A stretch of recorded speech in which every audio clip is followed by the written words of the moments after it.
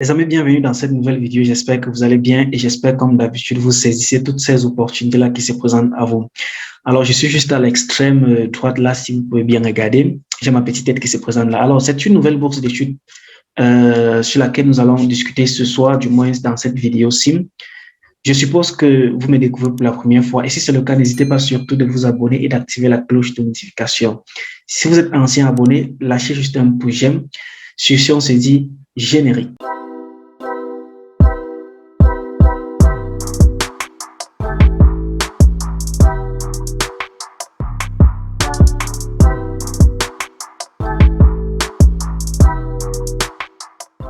Alors, bienvenue une fois de plus. Alors, dans cette vidéo-ci, les amis, je vais vous présenter une bourse d'études qui est offerte par une université en Italie. C'est une bourse d'études qui est offerte pour ceux-là qui veulent partir étudier dans ce pays-là pour un programme de master. Master qui durera 2 ans de formation. Alors, les amis, on appelle ça le Excellence Scholarship. Du moins, il faut savoir que cette université offre plusieurs types de bourses d'études. Excellence Scholarship, des bourses d'études aussi pour les Ukrainiens, les réfugiés et toute personne qui est sûrement dans une condition défavorable et qui aimerait étudier dans cette université-là en Italie. Alors, dans cette vidéo-ci, nous allons nous focaliser particulièrement sur cette bourse d'excellence qui est offerte par cette université-ci. Il est à noter que cette université a plus de 66, du moins à 66 programmes en master, 75 programmes en licence et 34 programmes en doctorat. Ça a aussi la possibilité d'offrir un double degree, c'est-à-dire quand tu obtiens ton degree, ta licence dans cette université-là, c'est dans 2 domaines bien différents.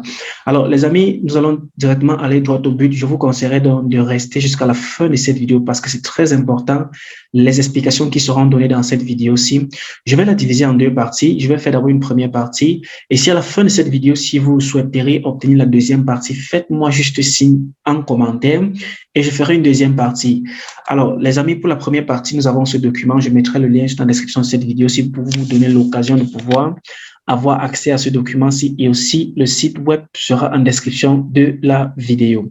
Alors, voici le document qui est rendu disponible à toute personne qui aimerait postuler au sein de cette université-là.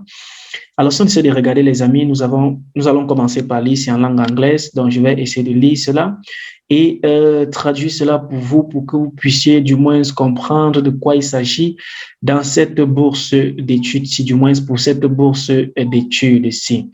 Alors, la définition, cette bourse d'études est offerte pour ceux-là qui viennent pour un second cycle, c'est-à-dire pour un programme de master et qui ont démontré du moins d'excellents résultats dans leur licence, c'est-à-dire vous avez un très bon GPA, vous avez une très bonne moyenne pondérée dans votre licence, alors vous avez la possibilité de pouvoir postuler à cette bourse d'études. Ensemble, on va parcourir tout le document pour que vous puissiez avoir des explications. Les amis, je vais pas seulement lire, je vais lire et aussi expliquer. Donc, suivez la vidéo jusqu'à la fin, s'il vous plaît, c'est très, très important. Alors, excellent scholarship are reserved to foreign students enrolled in a second cycle degree program for the first year. Students have to meet specific merit requirements based on the bachelor degree academic records and on the curriculum vitae submitted during the admission application. For the second year, the merit requirements are based on their academic record. Donc, concrètement, les amis, cette bourse d'études-là concerne ceux-là qui postulent dans cette université pour la première année master. Donc, vu tes résultats en licence, on pourra t'accorder cette bourse d'études-là en première année master. Maintenant, puisque ton master, c'est pour 2 ans, la bourse sera accordée à la deuxième année si et seulement si tu atteins un certain quota dont on va voir ensemble tout au long de cette vidéo-ci dans cette université-là. Ça veut dire que quoi? Si tu obtiens la bourse pour la première année et qu'à la deuxième année, tu n'as pas de bons résultats, alors tu ne pourras plus bénéficier de cette bourse d'études-là. Tu seras donc obligé de subventionner ton éducation de toi-même. Il faut noter cela. À l'article 2, qu'est-ce qu'ils disent? Requirements and application modalities for first year students. So first year master student. International students who have completed a first cycle degree, bachelor or equivalent abroad and who submit an application for admission to a 2-year second cycle degree program with no enrollment quota by the 30th of May can apply for excellent scholarships. In International students who meet the same academic criteria and have passed the admission test for a second cycle degree program with enrollment quota can also apply.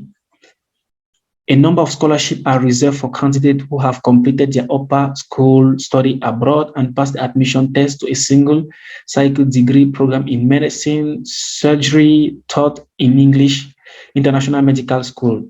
Alors, les amis, je ne sais pas si on aura la possibilité dans cette partie de vidéo aussi de vérifier toutes les filières qui sont disponibles au sein de cette université-là, parce qu'il faudrait d'abord que vous vérifiez que votre filière soit disponible au sein de cette université-là.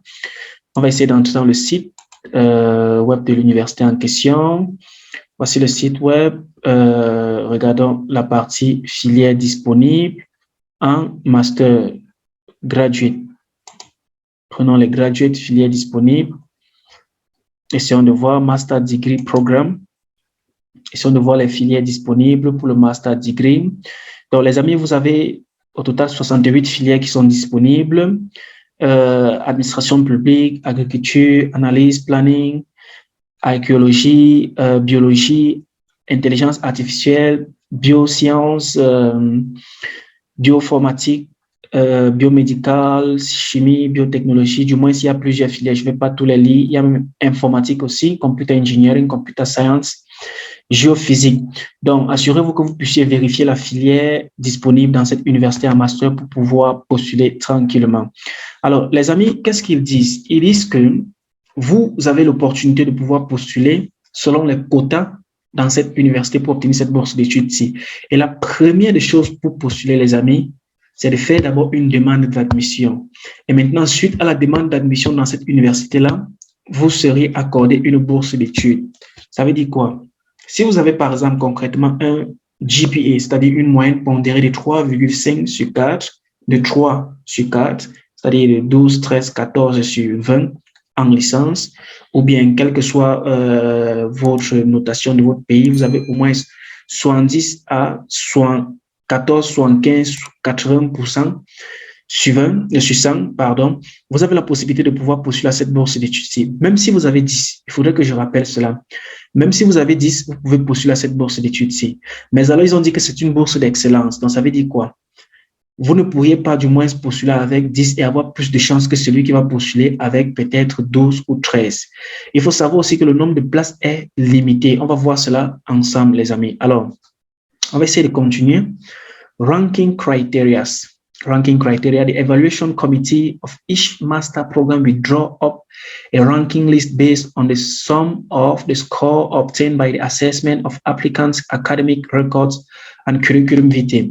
Donc, lorsque vous allez postuler à cette bourse d'études, si vous allez devoir soumettre vos relevés de notes et votre diplôme, du moins lorsque vous allez postuler pour une admission, vous allez soumettre vos relevés de notes et vos diplômes pour être admis dans cette université-là. Et maintenant, il y a un comité qui va se pencher sur vos différents diplômes, sur vos différents relevés et vos différents diplômes pour voir si vraiment vous méritez cette bourse d'études-là. Au-delà de ça, vous devez aussi fournir votre curriculum vitae, votre CV, qui est très, très nécessaire parce qu'ils disent qu'ils vont se baser sur votre CV pour pouvoir vous obtenir cette bourse d'études-là. Alors, si on regarde les critères de notation, les amis, vous allez voir que le comité va noter sur 30. Il y a 20 points qui vont partir sur vos notes que vous avez obtenues en licence, première année, deuxième année, troisième année, quatrième année, et aussi la note finale dans votre diplôme ou attestation de réussite de licence. Et aussi, ils vont regarder le curriculum vitae.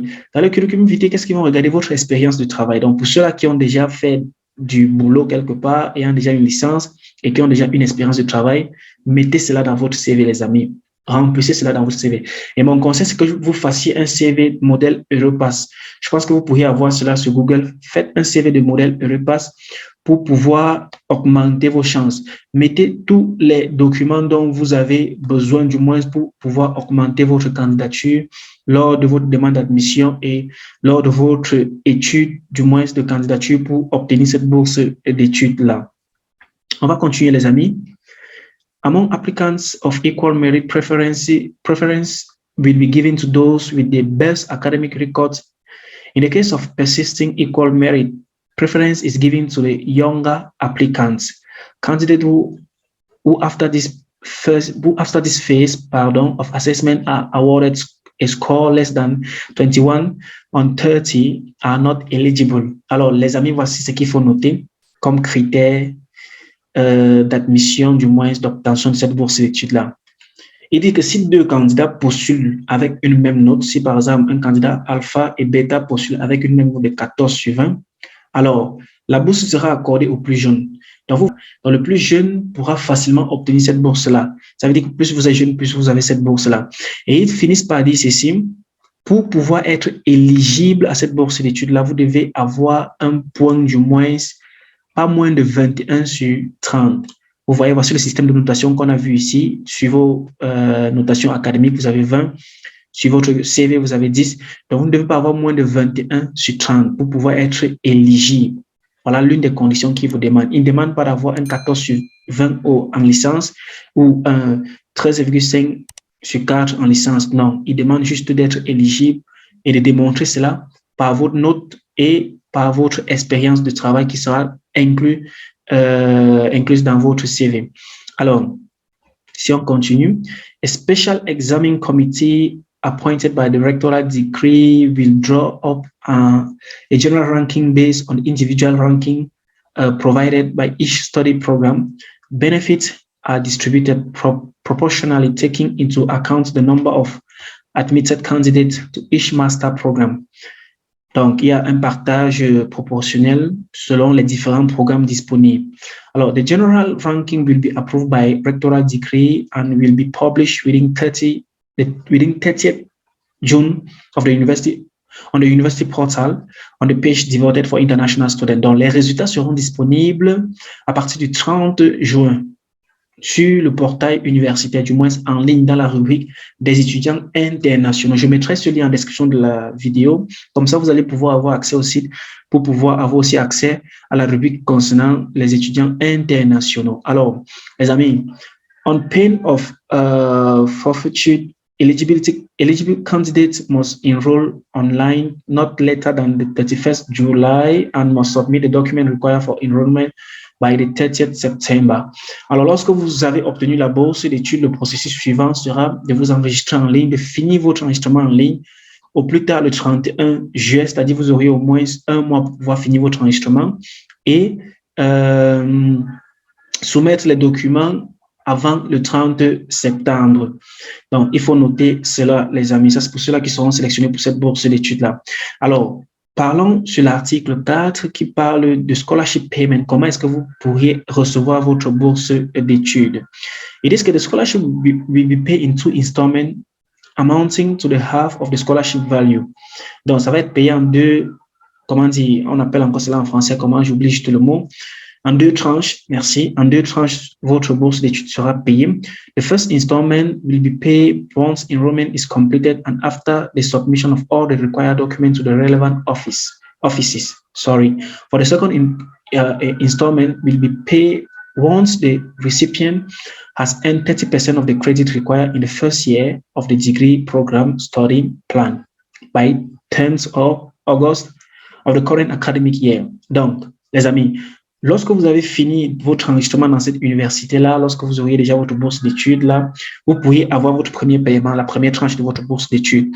Maintenant, pour bénéficier de la deuxième tranche de votre bourse d'études, vous devez démontrer, du moins, gagner un crédit de 30% qui est nécessaire pour pouvoir bénéficier de la deuxième tranche. Ça veut dire que vous devez travailler au maximum.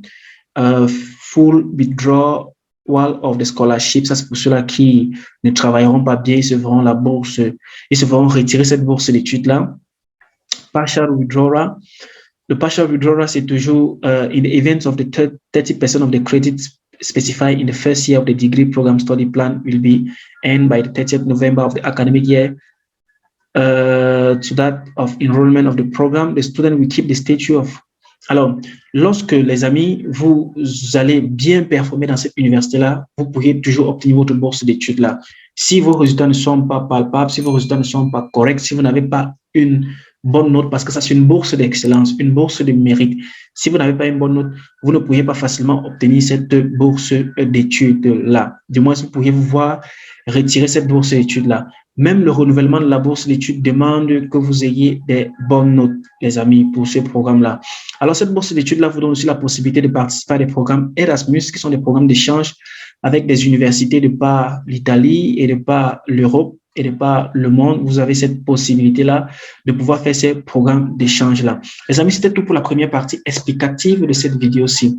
Si vous voulez une deuxième partie sur comment postuler dans cette université, du moins comment faire une demande d'admission dans cette université-là, n'hésitez pas surtout de le mentionner en commentaire, les amis. Plus il y aura des demandes en commentaire pour cela, du moins, je pourrais faire une vidéo. Donc, tous ceux qui regardent cette vidéo-ci et qui sont intéressés par cela, mentionnez-le juste en commentaire. N'hésitez pas surtout de liker la vidéo et de partager tout autour de vous, car c'est le plus important. La bourse d'études ne concerne pas une seule personne, ça concerne plusieurs personnes.